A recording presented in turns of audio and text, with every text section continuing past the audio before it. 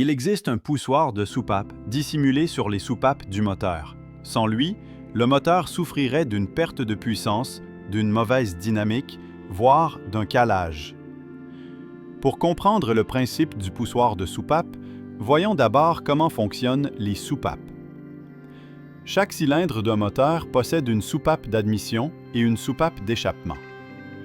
Lorsque le moteur tourne, la soupape d'admission s'ouvre en premier et le piston descend, permettant au mélange air-carburant de pénétrer dans le cylindre. Une fois le cylindre plein, la soupape d'admission se ferme et le piston remonte, comprimant le mélange air-carburant. Ensuite, une bougie d'allumage située sur le cylindre enflamme le mélange. La combustion du mélange provoque une expansion rapide, repoussant le piston vers le bas. Puis, la soupape d'échappement s'ouvre, expulsant les gaz d'échappement, achevant ainsi un cycle complet à 4 temps. La question est, comment les soupapes s'ouvrent-elles et se ferment-elles? C'est là qu'interviennent les arbres à cames. En tournant, les arbres à cames entraînent la rotation des autres arbres à cames. L'arbre à cames est relié à la chaîne de distribution du moteur. L'arbre à cames effectue une rotation pour 2 tours de piston, ce qui actionne les soupapes d'admission et d'échappement à des instants précis. Cependant, un problème se pose. Le moteur génère des températures très élevées en fonctionnement, provoquant la dilatation et l'allongement des composants des soupapes.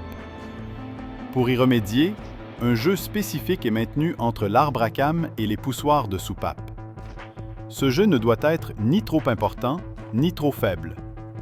Un jeu trop important empêche l'ouverture complète des soupapes, réduisant ainsi le débit d'admission et d'échappement et, par conséquent, la puissance du moteur. À l'inverse, un jeu trop faible entraîne une fermeture incomplète des soupapes, provoquant des fuites d'air, une surconsommation de carburant et une puissance insuffisante. C'est pourquoi, pour résoudre le problème de jeu aux soupapes, on utilise les poussoirs de soupape mentionnés précédemment. Voici un poussoir de soupape. Un petit orifice permet l'entrée d'huile moteur.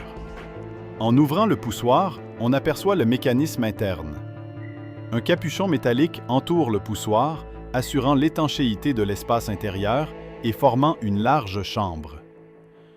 Ensuite, nous ouvrons le poussoir de soupape et observons qu'il contient un cylindre et un piston, séparés par un clapet anti-retour.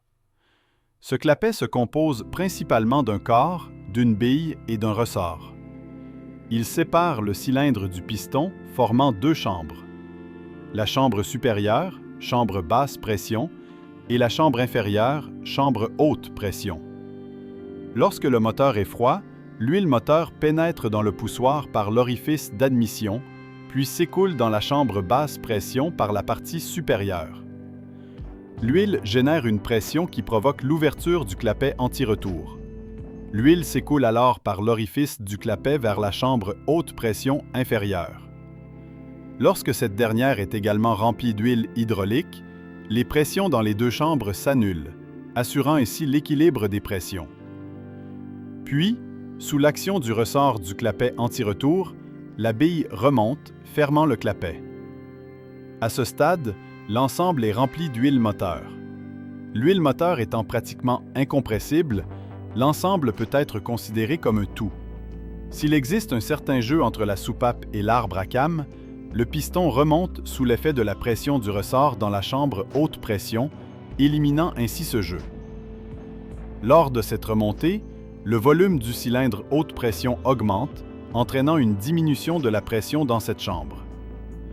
À ce moment, le clapet anti-retour se rouvre, permettant à l'huile de pénétrer dans le cylindre haute pression et rétablissant ainsi l'équilibre des pressions.